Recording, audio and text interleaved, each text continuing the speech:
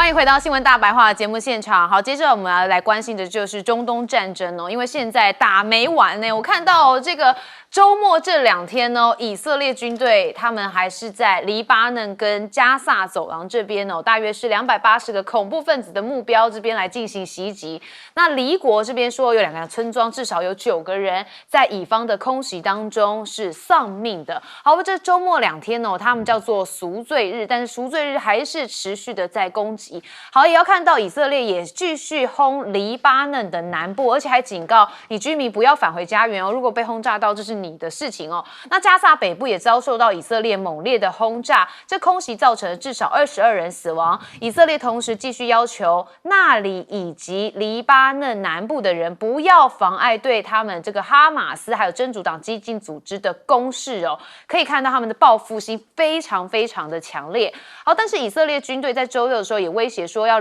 瞄准黎巴嫩南部的救护车哦。救护车被认为说连救护车都不能挡，你怎么可以攻击呢？他给了一个理由啊，他说他们是被真主党滥用来输运战士跟武器的救护车哦，这不是一般救护车，所以我要瞄准他们。哇，这个话让大家也是觉得有一点点蛮意外的，但是好像也没有办法怎么样，因为以色列现在报复心就是很猛烈。好，但是知情人士也透露说，真主党已经由新的军事指挥来接手，而且继续以火箭还有地面战来打击以色列，因为现在这个原本大家不是说好像领导接班人已经灭团了，那现在是不是用新的方式，就是火箭跟地面战来打击呢？而且准备在黎巴嫩南部来打一个持久的消耗战。好，但我们看到伊朗还是力挺了黎巴嫩哦，因为我们看到伊朗国会议员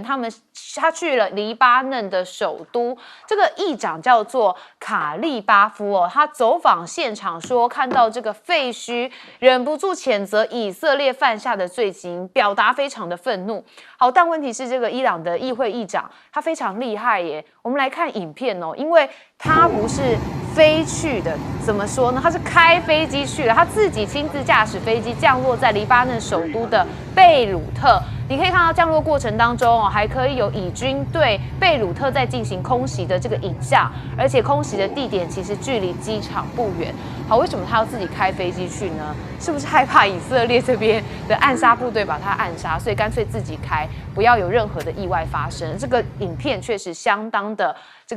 可怕。好，但问题就是伊朗这个议长卡利巴夫，刚刚我们说到他去黎巴嫩这里，他说面对以色列对黎巴嫩南部黎巴嫩真主党力量发动的地面行动，他说伊朗准备建立一条空中走廊，用于向贝鲁特运送人道的援助。所以看得出来伊朗力挺黎巴嫩的力道也是蛮猛烈的。不过问题是以色列跟伊朗现在还有一些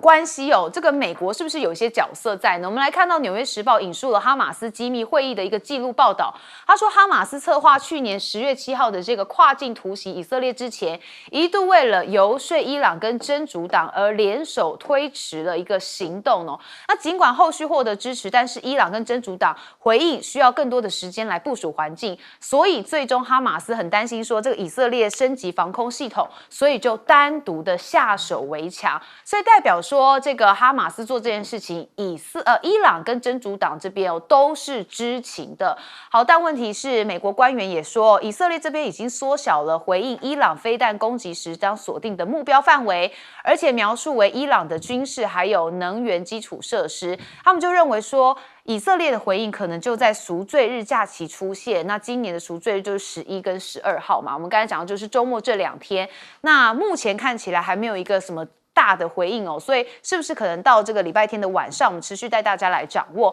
但是五角大厦也讨论另外一件事情，就是他们要部署的是萨德飞弹在以色列这边，那这个系统可以拦截伊朗的飞弹，而且由美国的军事人员操作。但是以色列媒体说，美国政府还没有做最后的决定哦。那美国这边我觉得蛮尴尬，因为他根本就劝不动以色列啊，这个纳坦雅胡就是要做自己，走自己的路，所以美国现在要改采一个新战略哦，就说呢，这个美美方的确是支持以色列的进攻行动，但要按照我的方式来进行，要借此来削弱真主党的基础设施，以便最终能达成外交解决的方案。好，还有另外一个插曲，就是联合国秘书长古特雷斯，他被以色列列入不受欢迎的名单。问题就在说，因为伊朗当时有打以色列嘛，但是这个古特雷斯没有做任何的这个谴责，所以让以色列不满，所以把他列入了不受欢迎名单。有超过100人对于以色列这样的行为不满意他们是支持古特雷斯的，所以他们有什么联署啊、公开信来支持。中国也签了，但问题的时候是美国跟英国没有签署，所以大家就好奇啦。那土耳其的总统埃尔段现在就把这个炮火猛向了以色列，说你就是中国地区跟全球和平的一个威胁，就代表说你这个以色列根本就是 trouble maker 的角色啦。大使你怎么看现在中东的战局啊？中东战局，我觉得就是以色列，事实上他从加萨走廊打加萨走廊，1年前开打以后事实上他就一直在试探整个相关国家国际社会的反应事实上都没有得到强而有力的反对力量。那他也试探美国对他的支持度，欧盟对他的支持度都是强而有力的。那事实上这1年多打下来，大部分用的弹药、杀人的弹药还有他这个经济上的补给都是美国跟西方国家给的。所以以色列可以说是食髓知味那就是说他可以为所欲为这个是美国跟国际社会所纵容出来的。因为他过去在加萨走廊他已经摆明了学校也打，教堂也打，这个医院也打，救护车，所以在加沙现在在黎南打几个救护车算什么？他整个医院都炸掉了。对，然后他对于这些平民，他就是1个礼拜前发一些传单说你们赶快搬离，赶快走。你北边的人你往南边走，然后呢你不走的话，你子弹不让两斤，打死你活该。然后等人还没走光，他就开始打。也不分什么军事目标、民营目标，都往住宅区，一个炸弹就把你炸掉，无差别攻击了。无差别攻击，然后人跑到南边以后，他过了一阵子，他跑南边去发传单说这边不安全，你们往北边走，就是把人当作怎么样？当作这些好像那些羊群什么牲口一样赶来赶去的然后他的攻击从来都是一颗炸弹下去分不清是打的是哈马斯还是平民。那42000多个死亡的名单里面1/3是儿童，就是说全世界都知道儿童不是哈马斯，可是又做了什么事呢？美国有少给以色列炸弹吗？没有炸弹继续给那些打的钻地弹都是美国给的，3万多颗对，所以就变成就是说以色列如果他不在这个机会继续赶快打这个黎巴嫩那以色列就有问题了，因为他食髓知味那现在在黎巴嫩跟这个加萨走廊2个最大不同，黎巴嫩是独立主权国家他更不在乎国际社会。那你不要说联合国这个联合国秘书长以色列说他是不受欢迎人物，他讲话我听得不爽，我就把他列为以色列不欢迎人物。你到以色列来，我不让你来，来了搞不好把你抓起来。那以色列驻联合国大使曾经说，联合国是一个耻辱因为联合国没有站在以色列这一边，所以以色列是公然挑战国际社会的这种国际组织的合法性然后呢，公然挑战国际法，挑战战争法，公然挑战国际人道法，那没有得到任何的制裁那今天比如说你去打这个黎巴嫩这个独立主权国家，那跟普丁俄罗斯打乌克兰有什么不一样？那你这个国际罪犯法庭不是很快就把这个普丁列为什么通缉犯吗？对他进行通缉吗？那内塔尼亚胡有吗？内塔尼亚胡到现在他杀的儿童，你这个俄乌战场上死了那么多儿童吗？没有对不对？这倒是在这个一个加萨这个一个台北新北市大小的地方已经死了这个快2万的儿童了。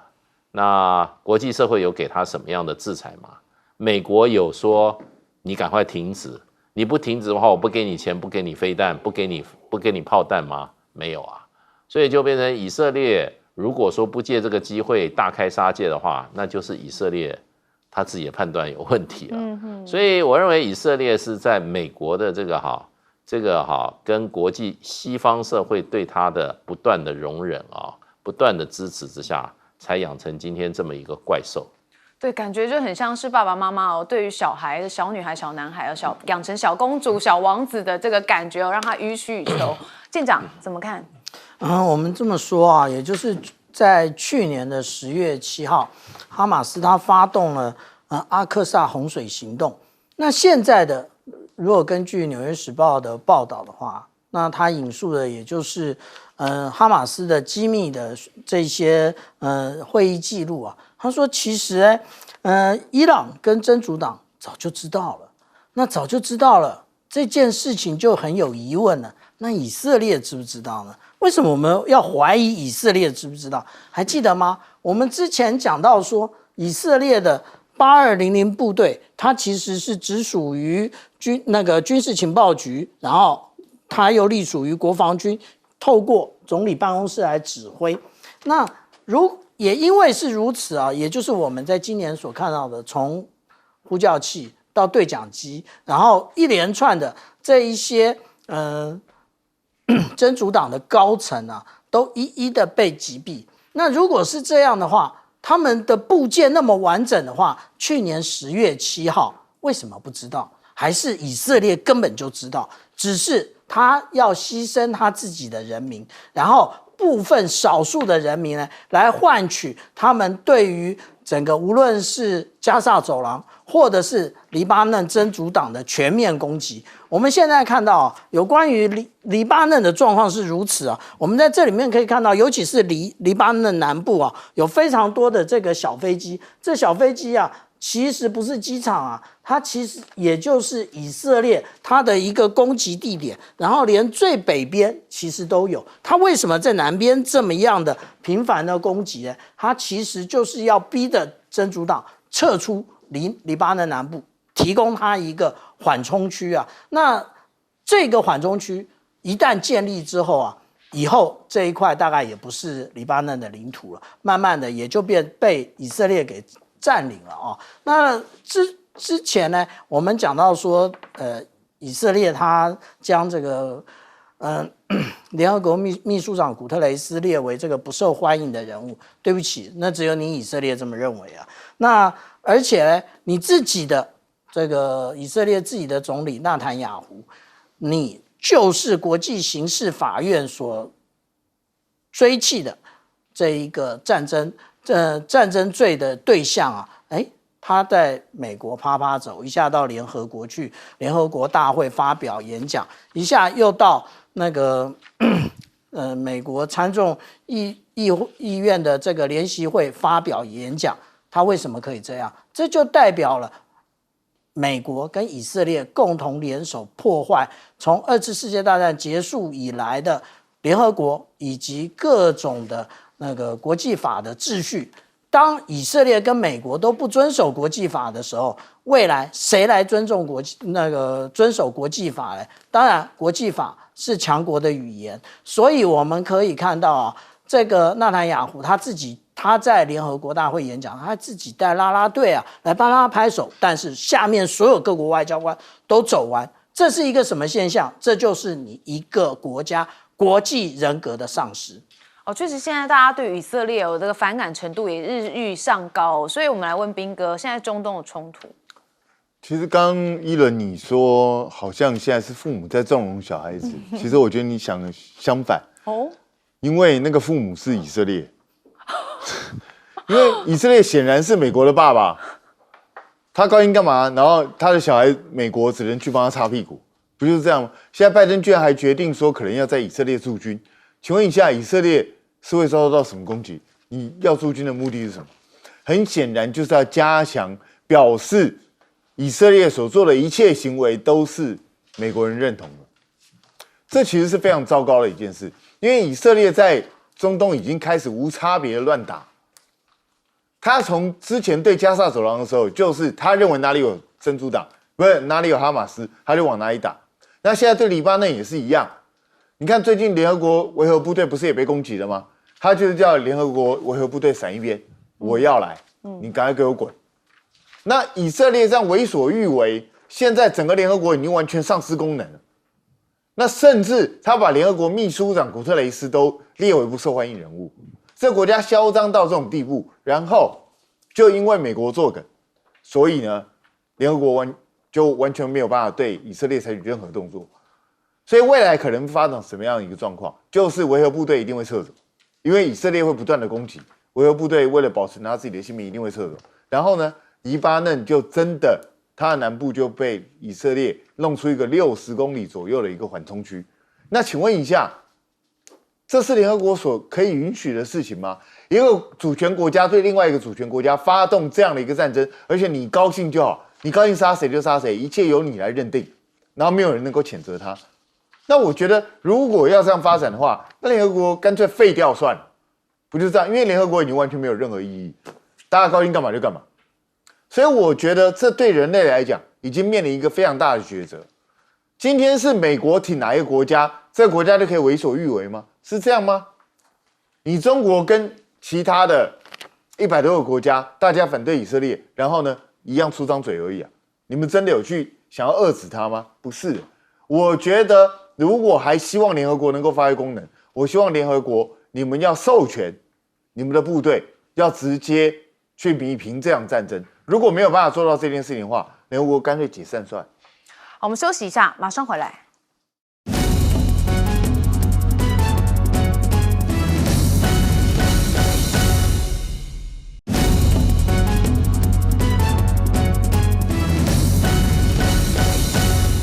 欢迎回到新闻大白话的节目现场。好，我们持续要带大家来关注美国，因为我们知道再过20几天，美国就要进行总统大选了，全球都很关注，而且也势必会牵动台湾的一些局势发展。但我们先来看到美国内政哦，自从疫情之后，其实美国出现一个状况，就是还蛮多偷窃的情况发生。但是你可以看我们标题讲到，美国零元购越来越夸张。为什么是零元购呢？好，这个跟过去有关哦，因为零元购它之前就是有说你抢什么东西以下的价钱其实是不太会被起诉的，所以你看到画面上哦，这是美国芝加哥警方正在调查11号发生的铁路货物的窃盗事件，有一群民众在南奥斯汀区公然的掠夺一列货车的猎物哦，货物的列车，然后当场破坏了多个装有商品的货柜。那目击者说，至少有10多名的嫌犯参与这一次的窃盗案件。那掠夺的时间是将近1个小时才有警察来抵达。好，到底怎么回事哦？他们说这是将近这个月以来第2次有人在同一条的路线上面的货运列车进行窃盗。今年8月靠近这个洛勒大道跟金旗街时，这个窃贼闯入了另外一个货运的列车，盗走了多个装有电视的箱子，真的是相当嚣张哦，如入无人之境。为什么？这跟过去的一些政策有关。当时贺锦丽也把零元购的金额从950美元提升到1500美元，争取美国黑人的支持。1500美元大概是新台币大概3万元左右，所以就等于说，如果一轮偷一个3万块以内的东西，是完全几乎不用负责任的状态。那这当然会让大家一直偷啊。好，那贺锦丽在加州就这个支持一系列的这个刑事司法的改革措施，就包含我刚刚说的这个提高零元购的金额。那美国零元购4起这件事情又上了火线。好，那1600万人还说，我们一起参加零元购好了。然后拜登却说，美国的治安是处于一个历史最佳。我们看到这张图哦，这个是最差的区域就是橘橙色的这边哦，红色代表经常发生暴力犯罪，绿色代表比较好，那橙色代表一般。所以你看这边的状况是比较好，但是这边就比较糟糕。那这边也包含的是五角大厦所在地哦，这是一个犯罪地图。那他们就说，每天有2万的这个美军上班，管得了9000公里外的乌克兰，管得了巴勒斯坦，就管不了自己的土地哦。每72分钟就发生一起暴力犯罪。但是白宫又说，我们的暴力犯罪有下降10%啊，这治安非常好啊。但 FBI 又在官网上公布了一条消息，他修正了2023年的犯罪率，他说从下降2.1%改为上升4.5%，也被说这根本就是打脸白宫的一个行为。好，那当然也有很多人是透过零元购这个说大概占5%左右，有1600万的美国人参与与过这件事情。那也有人是这个抢了之后，结果他出去还缴了2块钱美元的停车费，就显得格外的讽刺。好，但问题美国现在的这个债务炸弹也是越演越烈，他们的这个利息支出大概占整个预算的14%，所以也是蛮庞大的。那另外中东战争也让美国损失蛮多，因为要不断的支援嘛，所以你可以看到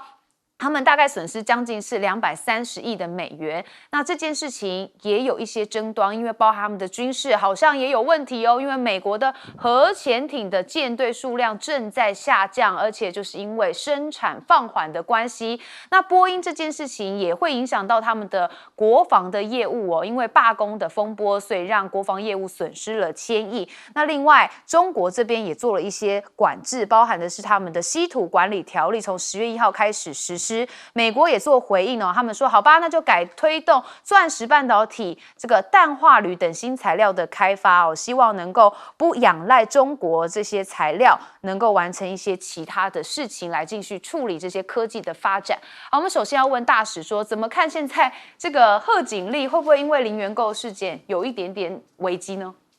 对，其实贺锦丽她真的从政的资历就是当加州的这个州务卿啊，是对，那基本上那就是主管当地的行政啊，相关这个还有不是州务卿，他是 Attorney General， 就是检察长啊，那其实就是管这个当地的治安的啊，还有这个刑事法律的案件的。那可是加州就是在他的时候开放零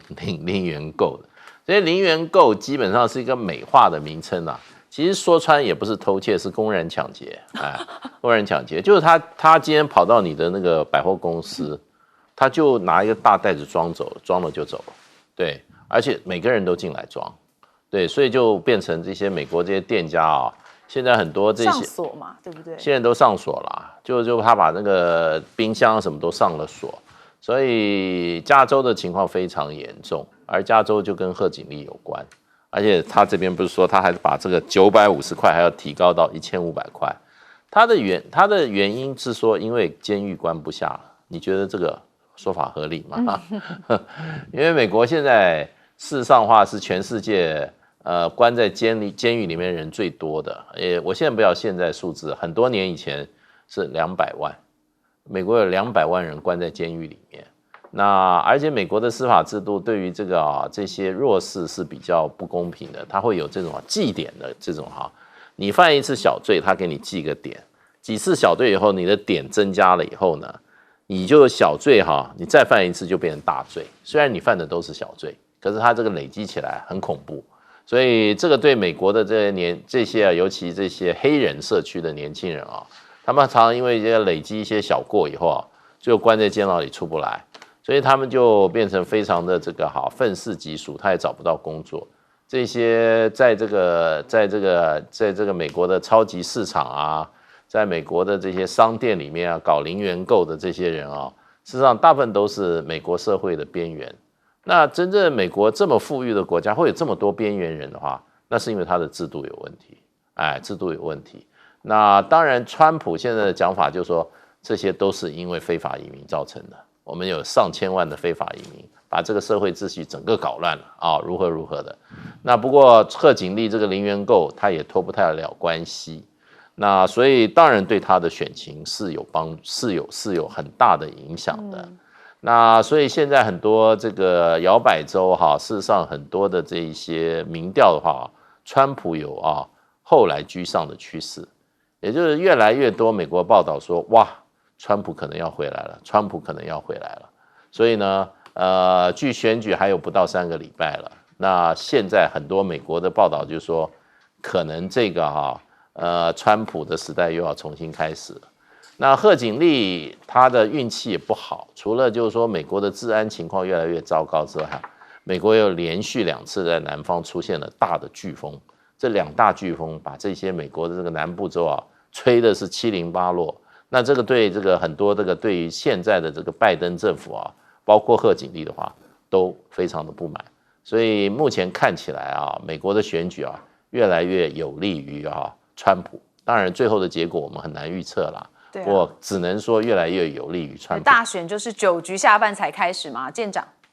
我们这样讲啊，也就是说，现在看11月5号的选举，其实很难讲。为什么？因为会不会有10月惊奇嘞？那这件事情我们大家慢慢看。那至于说我们谈到这个民意调查的本身啊，它最重要的就是你的抽样是不是能够完全跟母体吻合啊？那每个人的感受不同。那我现在手上这是 BBC 在今天所公布的最新民调啊。如果我们这样看的话，贺锦丽他的支持度是48%，川普是46%。那如果说是我们来看这个上面每一点的，无论是红点或是蓝点，代表的是他在每一个州不同的一个抽样的话，那实际上就存在这个2个百分比的差距哦。所以其实大家不要看这个中间的间隙很大，其实差别并不大。那至于说相关的这些摇摆州啊，那这些摇摆州呢，有些支持贺锦丽，有些支持川普。不过我们这样看啊，他的那个民调其实都在1以下，只有比较特别的是亚利桑那州，它是稳定的在支持川普在2个百分比以上啊。所以现在连同调查的 BBC 他都讲说那个民意调查本身不代表那个最后选举的结果啊。那至于说美国自己啊，美国现在除了它我们大家都知道它其实造舰有一定的困难，但是它不断的对外那个号称它的一个作战能力啊。那现在我们看到这是哥伦比亚级的这个核潜舰啊，它一共是2万吨，它可以搭载着那个12枚的那个MK 48的鱼雷，以及16枚的这一个3叉戟的弹道飞弹。不过如果说我们再进一步看相关的资料的话，它一样延迟多久了？延迟12个月。也就是在这边的部分，然后我们看到这边这2个部分呢，它一样延迟。这边这两个部分，也就是 Virginia 级的核潜舰一样，通通 delay 啊。那其实这个部分呢，我们看到说有关于这个《华尔街日报》，它早就已经讲到说，这个美国潜舰全面碾压大陆的这个时代呢，即将结束。那也就是说，以前一直都认为，大家都认为，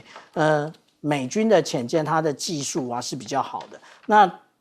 中国大陆它的潜舰数量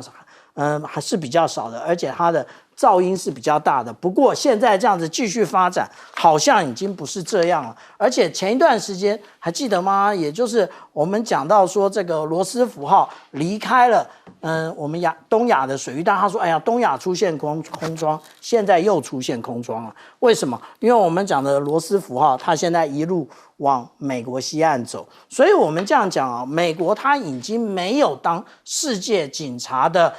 装备以及当世界警察的能力了，所以再一味的相信美国，其实只是给自己增加更多的困扰。好，彬哥，美国的局势。其实贺锦丽现在的问题，恐怕0年购对他来讲还是小事，因为他最近密集的接受一些媒体访问，你会发觉贺锦丽在对国际的政治上面，或是甚至在国内的重大政策方面，他给人家感觉他非常不熟，所以很多东西都是用问 A 答 B， 或者直接顾左右而言他的方式去解决，所以这个对他来讲其实是很伤。我觉得虽然川普最近也蛮常失言的。因为川普就是讨好这些激进派，然后所以会做一些极端的言论。可是贺锦丽本身，他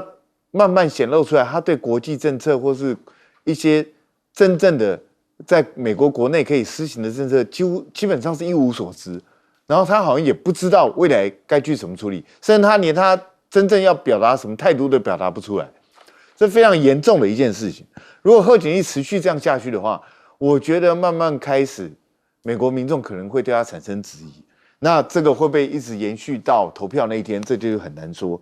那但是美国现在其实面临一个非常大的危机，就是美国不断的在台高筑，然后呢，他能够去培养他的军队，或是在全世界影响力的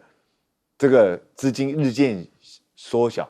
比如说，他最近想要去讨好东南亚这些国家。讲了个半天，对整个东南亚准备提供5亿美金的援助，5亿美金，你觉得东南亚这些国家会在乎吗？人家根本现在早就不是吴下阿蒙了，好吗？人家现在5亿美金人家拿给你还差不多嘞。所以我觉得你现在用区5亿美金想要去讨好东盟这么多国家，你是不是搞错对象？那美国自己本身也陷入一个死循环。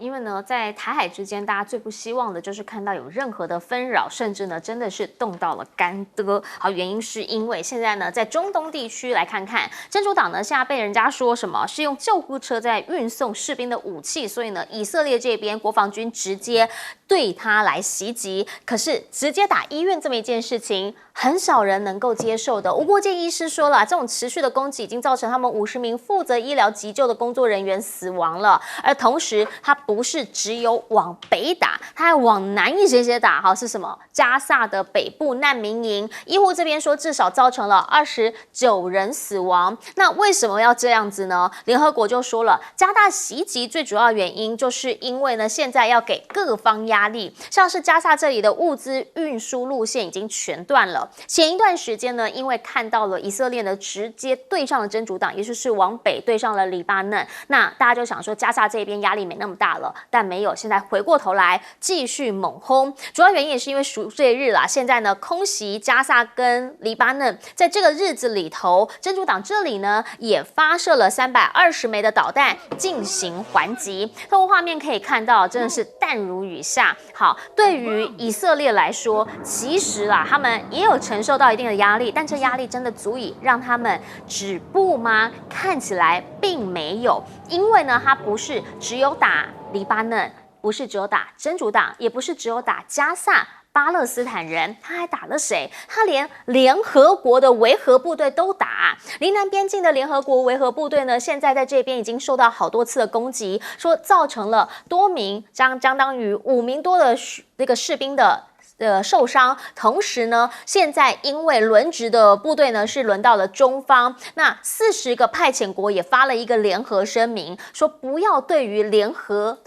国的维和人员来进行攻击，因为大家都希望他们驻守在这里，是因为当年的战争后来才通过让他们驻守在这里，希望能够维持区域的稳定。而现在呢，也因为这边真的战事正在进行当中，所以维和部队呢也发起了一个豪猪演习的演练，也就是希望能够有效的来提升在地官兵应对各项突发事件的能力，要各司其职。但问题是，黎巴嫩这里的状态遇袭，然后一直不断的被猛轰，旁边的伊斯兰兄弟们都没意见吗？有的。伊朗这边他们国会议长讲话了，走访现场谴责以色列。他的讲法是说，其实联合国安理会是可以阻止以色列的，但是为什么默不作声呢？希望能够停火，但这个停火真的有曙光吗？以色列现在呢，甚至要打伊朗的核设施，先前一直说要打，到底打哪里？打石油设施，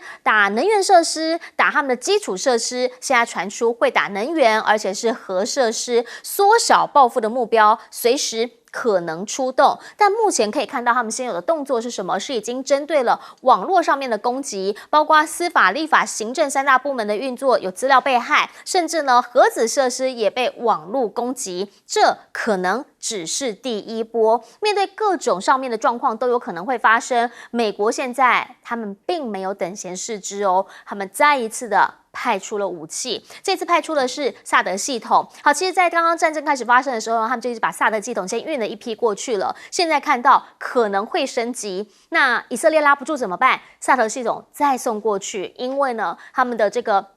铁穹啊，或者是爱国者飞弹等等啊，那个防空呢也已经不太够用了，剑3很贵，所以先送萨德过去，因应防空，因应伊朗的飞弹威胁。这样的作为就让大家想问了，美国先前说他是要以色列停火，看起来以色列不理他，那他怎么办？他是不是改采新战略？何谓新战略？就是如果我真的没有办法让你停的话，那我不如让你往我想要的方向去。他们的国务院发言人就讲了，军方是支持这以色列的进攻行动，希望能够借此削弱真主党的基础设施，希望能够最终达到外交解决方案。那如果是这样，杨老师，战火看起来短期之内不但是不会停，还会升级，您怎么样来分析？下个礼拜就会升级。以色列他现在他自己声称他是7线战争，但它主要是3个层面。第一个，加沙战争还在继续打，对，继续杀。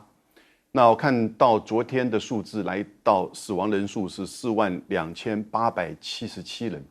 而中间儿童16500人。第二个，它是针对真主党。那现在真主党它至少已经造成2000人以上的死亡，然后呢，超过100万人的这个逃亡。这个都是在黎巴嫩哦，黎巴嫩是一个主权独立的国家哈，所以他再一次的入侵黎巴嫩，地面部队再加上针对黎巴嫩的首都贝鲁特的轰炸。那他现在是打这个维和部队哈，这个维和部队1978年就成立到现在，期间1982年到2000年的时候，以色列干脆就是占领了黎巴嫩的南部。然后呢，2000年撤退之后，在2006年发生一次冲突，2017年发生一次冲突，所以联合国安理会在几次冲突之后呢，就扩大了这个维和部队的任务。目前有50个国家派遣维和部队，军方的跟非军方的，总共加起来大概13000名。中国大陆我们看到了将近是310人嘛，所以这边写的是410人。所以现在就是说，因为这个维和部队都带着蓝色光盔，开着白色的车子，而且他都站在比较高点的地方，让大家看得到，就表示说他是来维持和平，然后观察双方停火的双方是不是遵守这个停火的协定。他只有这种小武器足以自保，他没有办法真的进行这个战争。真的碰到这个攻击的时候呢，他一定要先防御他自己，保护他自己的生命为主。所以以色列是要把他们吓走，以色列要把他们赶走。因为以色列要占据这些战略的高点，所以呢才能进一步去扩大对于黎巴嫩南部的这个占领。那可是我觉得很勇敢的是，这40个国家就一致同意，绝对不撤。你以色列来打，你打我英国，你打我德国，你打我这个中国，你打我印度，你打我这个印尼，在这边的，你都要对全世界宣战。他不会这么做，美国也不让他这么做。第3个，他就是要发动就是对伊朗的攻击，那就是下个礼拜他可能会采取这个攻击。上一次大概在1个礼拜不到之前，他的内阁通过，今天晚上他的国安会议会通过，所以他到底打哪一些点我们不知道。不过以色列已经杀得疯狂了，我觉得这里面其实真正的幕后的黑手大家都知道，就是美国。美国在加沙战争发生到现在1年期间，给予以色列数字上我们看到的至少已经180亿美元的炸弹，包含那个2000磅的那个炸弹。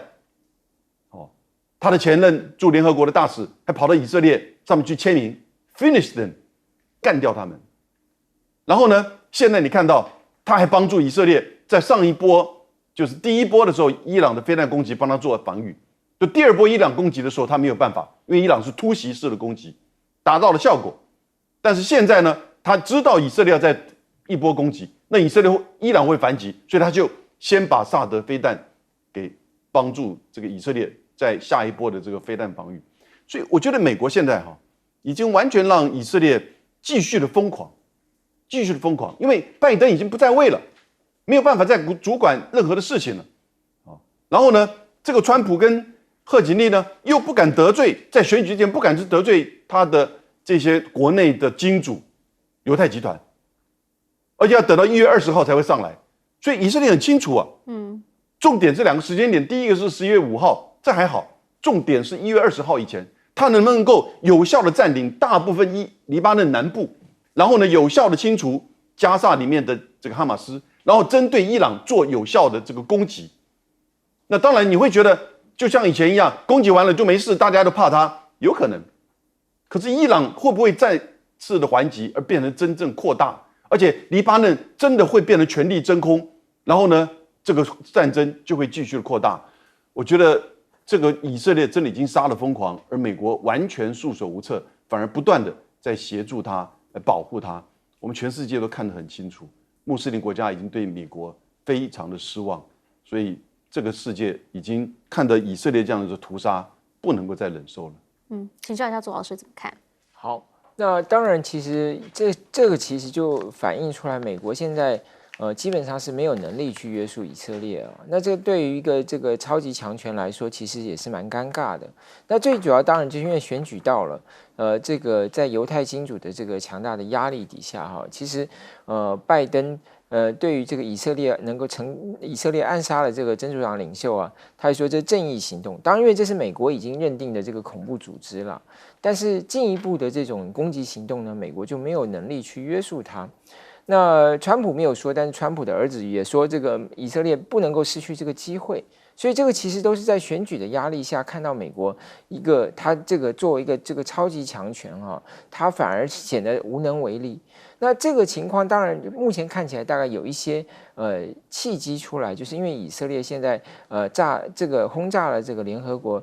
在黎巴嫩的这个维和部队的这个基地。那所以现在2个国家出来抗议了，一个国家是法国，一个国家是这个意大利。那法国特别说这个行动是有意的啊，他用了一个很强烈的字眼，说以色列这个行动是有意。虽然目前受伤这2个军人都不是法国，也不是意大利，他是斯里兰卡的，但是这2个国家其实表达了很大的一个愤怒。然后再来是什么？爱尔兰也表态了，这个西班牙也表态了。那大家注意，这些国家有一个共同的特色是什么？就这些国家是天主教国家，因为在黎巴嫩，它有150万左右的这个天主教徒，当然它是东正教了，但基本上它也被列作是这个也很多人就把它看作是说，它毕竟这个跟这个穆斯林是不一样，它是属于这个天主教的这个它是属于东正教，属于基督的这个概念里头。但是进一步来讲，因为法国过去跟黎巴嫩的一个特殊的关系，因为宗教的这个连结，所以这些国家其实在之前就站出来说要承认这个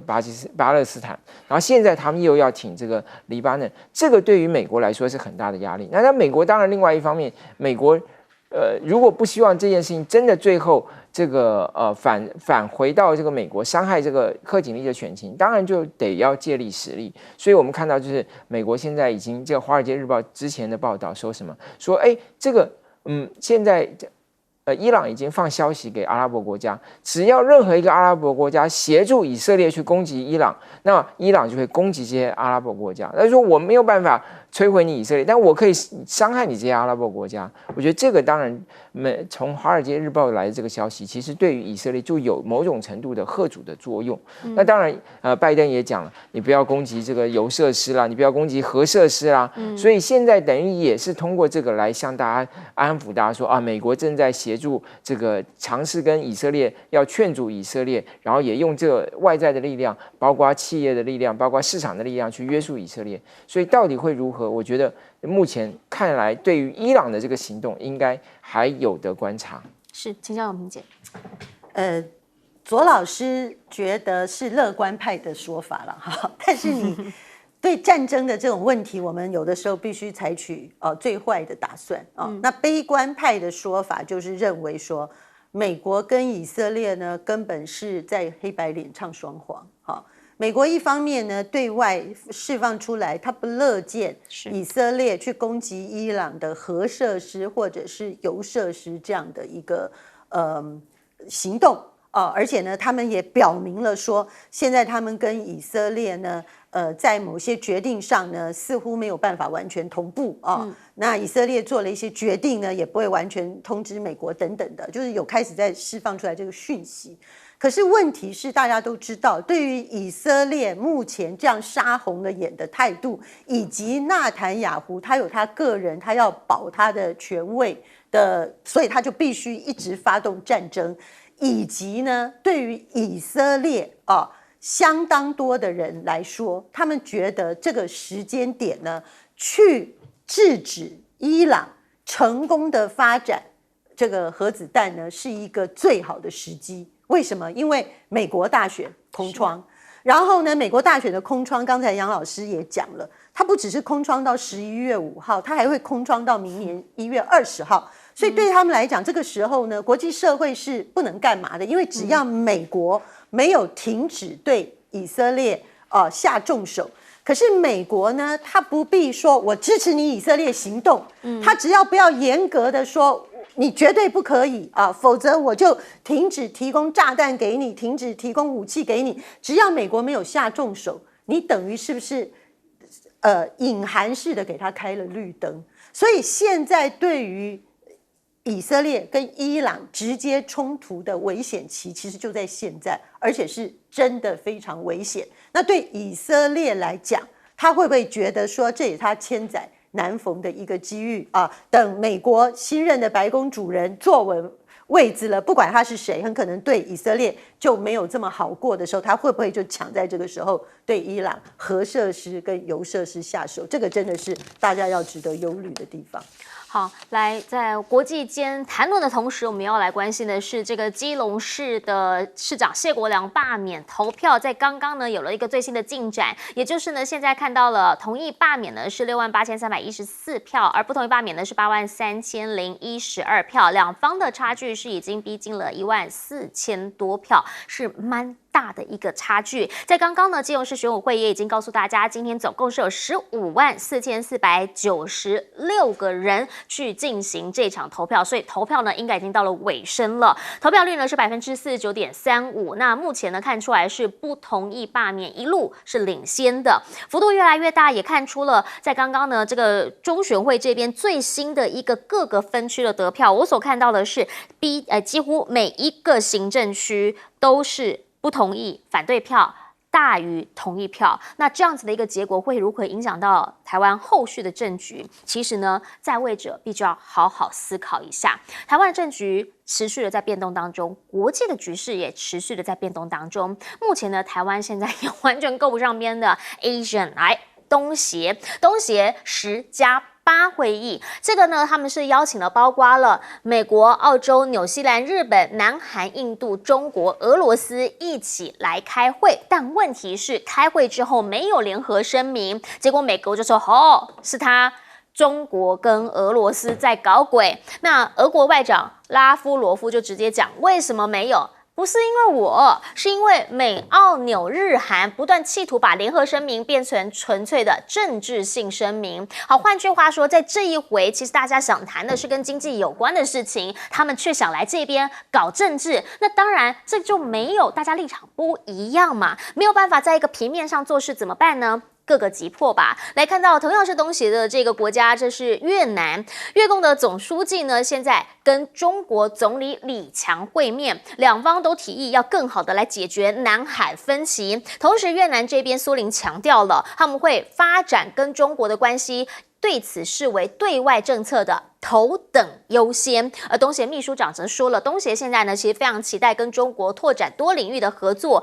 毕竟这个还是这边地区太平洋地区的一个大马车头，对吧？那联合国秘书长古特雷斯则赞赏了，说这个中国跟东协的3.0自贸区这样子的一个协议呢，他觉得以经济成长创造非常好的条件，是相当欢迎。这就是一个区域之间要如何来扩大自己，把自己的饼做大。欧盟也许可以来借鉴看一看。欧盟现在呢，持续的有人想把饼做大，有人觉得这个东西会不会损及了我们自己的格调，损及我们的立场。来8轮谈判之后，中国现在说了，跟欧盟在电动汽车关税上面的问题还是有重大分歧了，彼此其实都希望释出善意，都有人要释出善意，但谈不到一个点上。北京警告欧盟不要单独对中国车企谈判，不然会动摇大家的谈判基础。也就是说，你不要个别的去找人家做价格谈判的承诺，因为是国对你们整个集团之间，那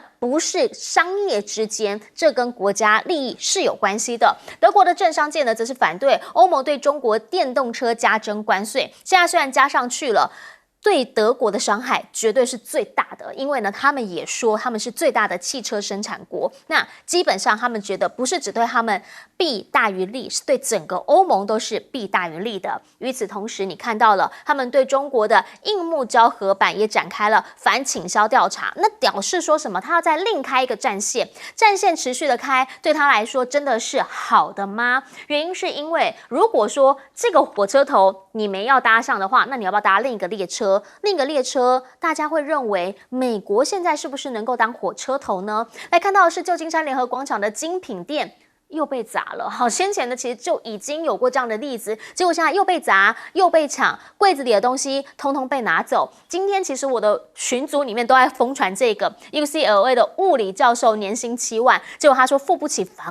房租竟然变成了游民，这让大家很匪夷所思，已经难以想象，以前不可能会有这种事情发生。然后呢，西雅图的这个 Hilton 饭店有数百名的员工罢工，那当然这一些都跟劳资之间的谈判有关系。波音之前说要全球裁员10%，也要推迟了交付他们最新的这个777X 的新客机，那一切也都是跟经济有关。你有没有发现波音的罢工，然后到现在的这个 Hilton 的罢工，然后再到先前港口罢工，其实民生的问题才是最重要的。人民发现现在整个通膨会吃掉他的薪水之后，他们希望能够有更好的待遇，这一切是一个恶循环啊。而这样子的一个风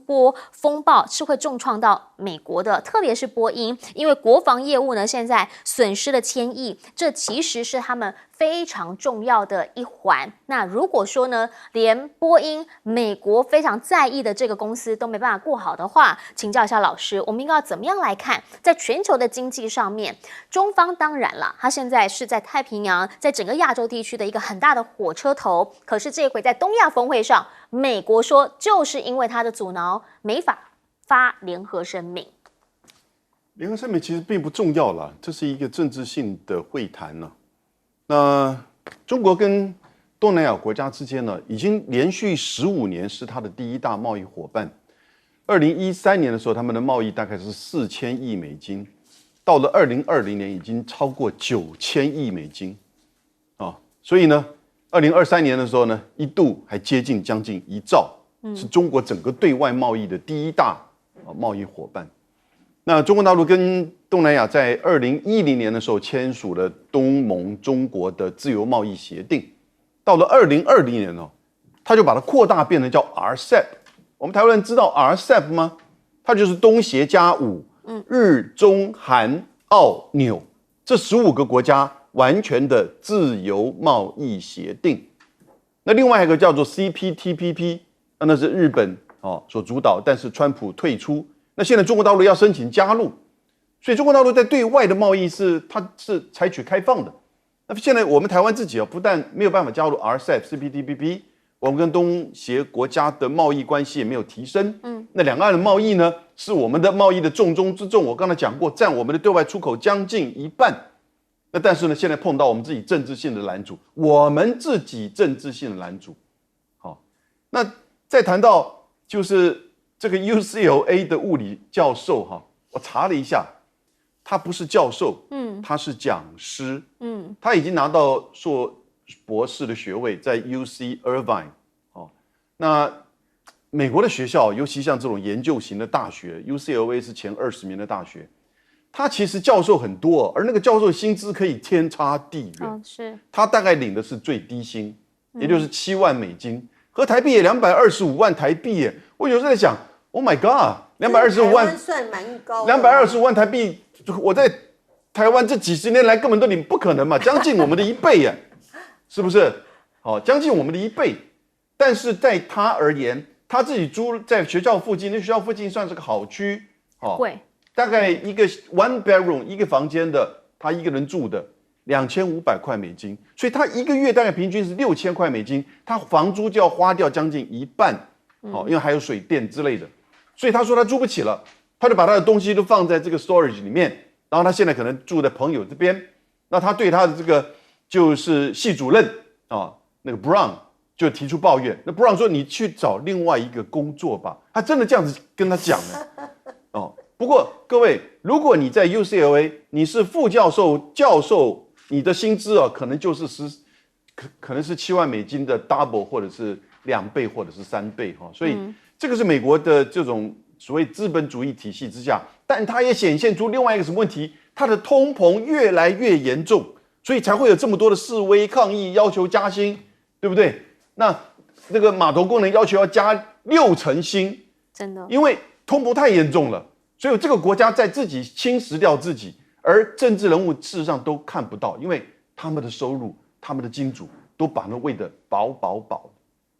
好，我们等等回来会持续来带您关心国际间的话题。不过呢，在今天的这一场谢国良基隆市长的罢免对决，目前呢是已经到了投票的尾声了，看得出来是不同意罢免一路的领先。目前呢是83012票，同意罢免呢是68314票，两方差距呢是14698票。我们 TVBS 在今天呢，其实派出了近100名的工读生进驻到基隆各个投开票所，看到的呢也是在各个投开票所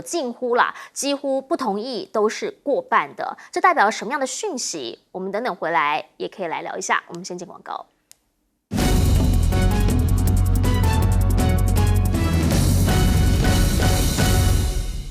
好，我们讲到这个东协10+3的时候，看起来氛围还好，10+8好像氛围大变。我想要请教一下左老师，你怎么样来看？好，这个10+8当然是从2010年那个时候，这个俄罗斯跟美国同时加入这个东协这个组织东协的这个东亚高峰会了，那就变成东协，原来是东协+6变东协+8。好，那当然因为俄罗斯既然在里头，当然跟中国大陆就会有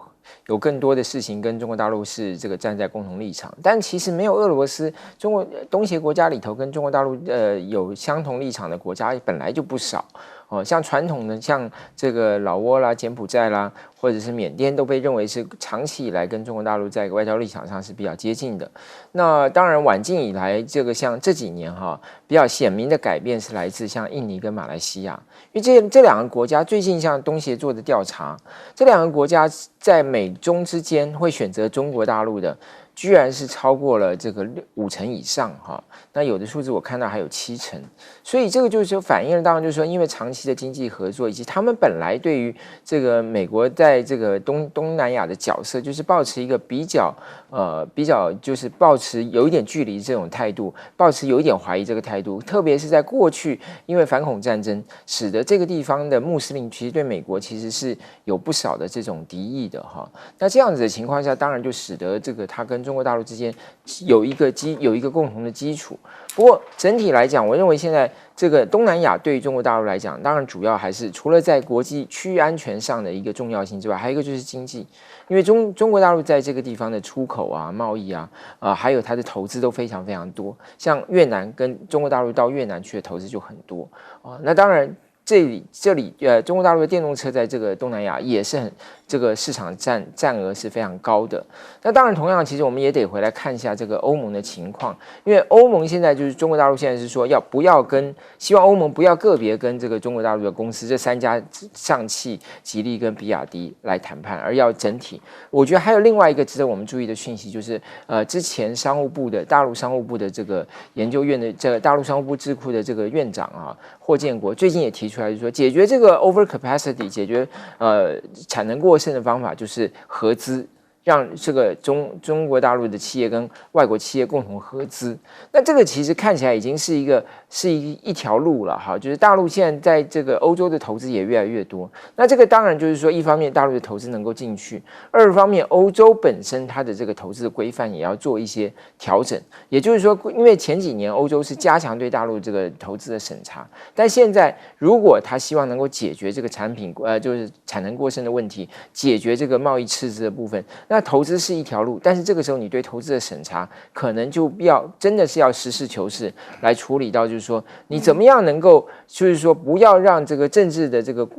干扰过度的去影响到这个企业家投资的决定。是好，来带给您一个最新的讯息是在刚刚中选会这边宣布罢免是已经被否决了，在等等6点钟的时候，基隆市长谢国良会出来跟大家做出回应。我们先进广告，等等请永平姐总结。